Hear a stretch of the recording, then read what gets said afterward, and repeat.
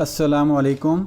इस वीडियो में हम आपको बताएंगे कि इस्लाम वन ऐप में आप किसी भी हदीस के बाब या उसके इंग्लिश तर्जुमा में सर्च कैसे कर सकते हैं।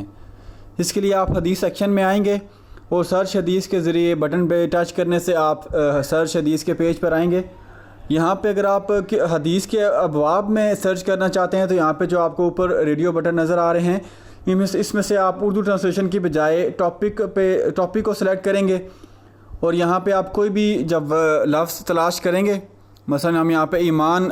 का जो लफ्ज़ है वो हम हदीस के अबवाब में तलाश करना चाहते हैं तो यहाँ पे ऊपर आप ईमान का लफ्ज़ टाइप करेंगे और नीचे आपको जो सर्च का बटन नज़र आ रहा होगा उस पर टच करेंगे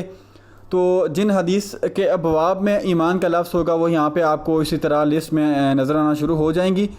और किसी भी हदीस पे जब आप टच करेंगे तो जो ईमान का लफ्ज़ है वो आपको हदीस के बाब में या उसके हदीस के मतन के अंदर जब उसको यहाँ पे भी मिलेगा वो आपको हाईलाइट करके बताएगा कि यहाँ पे आपको ये लफ्ज़ मिला है। इसी तरह अगर आप हदीस के इंग्लिश तर्जुमा में सर्च करना चाहते हैं तो यहाँ पे आप उसको कैंसिल करेंगे सर्च को और यहाँ पे इंग्लिश को सिलेक्ट करके आप जो भी इंग्लिश सर्च करना चाहते हैं वर्ड, मसलन हम हदीस में कुरान का जो लफ्ज़ है वो सर्च करना चाहते हैं